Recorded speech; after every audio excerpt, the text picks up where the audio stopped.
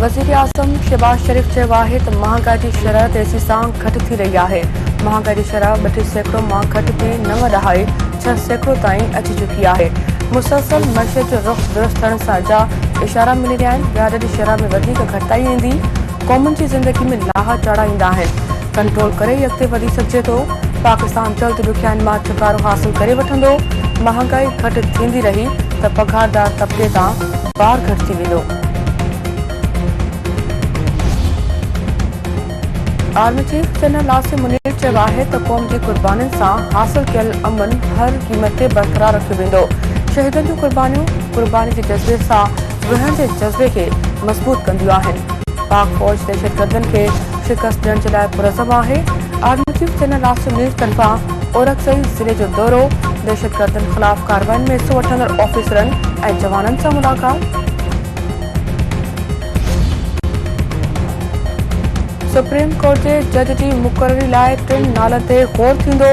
High court में जज जी नामज़दगी चीफ जस्टिस, सीनियर जज ऐं बार काउंसिल जो मेंबर कंदा। सुप्रीम जुडिशियल कमीशन जजनि जी मुक़ररी बाबति रूल्स जे मसवदे खे कतई शिकिल ॾेई छॾी। हाई कोर्ट जे चीफ जस्टिस जी मुक़ररी लाइ बि 3 नालनि ते ग़ौर वीचार कयो वेंदो। इजलास मुलतवी करण जी तजवीज़ सां इख़्तिलाफ़ सबबि जस्टिस मुनीब तरफ़ां walkout. PP chairman Bilawal Bhutto Zardari चयो आहे त आम माण्हुनि खे नज़र अची रहियो आहे त निज़ाम न पियो हले। आईनी तरमीम जी रुगो ॻाल्हियूं थी रहियूं आहिनि, अमल करणु घुरिजे। पाकिस्तान जी सियासत मां आम माण्हू मायूस आहिनि। करप्शन जे ख़ात्मे लाइ नेब में सुधारा ज़रूरी आहिनि।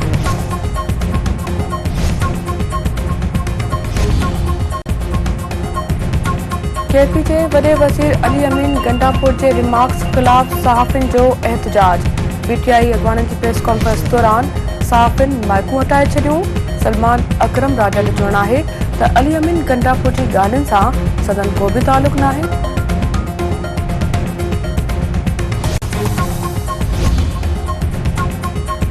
सुदूर समा वारे वफ़ाक़ी वज़ीर अता तारड़ चयो आहे त तहरीक इंसाफ़ सोशल मीडिया ते सहाफ़ियुनि खे निशानो बणाए रही आहे। पार्लियामेंट जा मेंबर पार्लियामेंट खां ॿाहिरि गिरफ़्तार थिया आहिनि। गिरफ़्तारियुनि ते बि सियासत करे इदारनि ते इल्ज़ाम हणियो पियो वञे। अली अमीन गंडापुर जलसे में सहाफ़ियुनि ख़िलाफ़ गुथा लफ़्ज़ ॻाल्हाया आहिनि। मख़सूस सियासी पार्टी सहाफ़ियुनि खे गारियूं ॾींदी रही आहे। क़ौमी असम्बली जे स्पीकर या साबिक़ पार्लियामेंट लॉजिस्ट खे सब जेल करार ॾेई छॾियो। पीटीआई जे गिरफ़्तार पार्लियामेंट मेंबरनि खे पार्लियामेंट लॉजिस्ट मुंतक़िल करण जो इम्कान।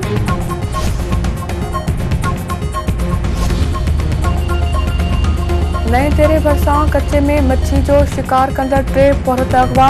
हथियारबंदनि सिकंदर सुलेमान मीर बहर ऐं जहान ख़ान जखराणी खे कच्चे तरफ़ मुंतक़िल करे छॾियो।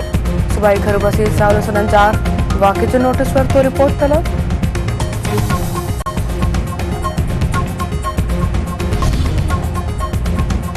पीरागोट में पुरसार नमूने फौत थियल 13 घर भातियुनि खे ज़हरीली ऐं नशे वारी दवा ॾेई क़त्ल करण जो इंकशाफ।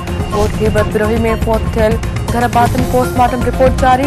रिपोर्ट में चयो आहे त फौत थियल घर भातियुनि खे ज़हरीली दवा सां गॾु नशे वारियूं गोरियूं ॾिनी वयूं आहिनि। तंडे जान मोहम्मद भरिसां 2 मासूम नींगरियूं पाणीअ जी खॾ में बुॾी फौत। 7 वरनि जी करीमा ऐं 5 वरनि जी सुहाना जे बुॾी फौत थियण ते इलाइक़े में सोग। वालिदैन खे बेहोशी जा दौरा।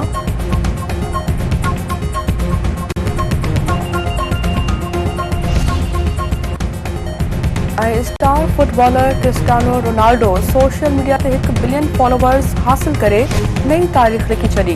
रोनाल्डो जा इंस्टाग्राम ते 638, फेसबुक ते 170 ऐं एक्स 113 मिलियन फॉलोवर्स तारीख़ी कामयाबी खां पोइ रोनाल्डो सोशल मीडिया ते मक़बूल तरीन शख़्सियत बणिजी वियो।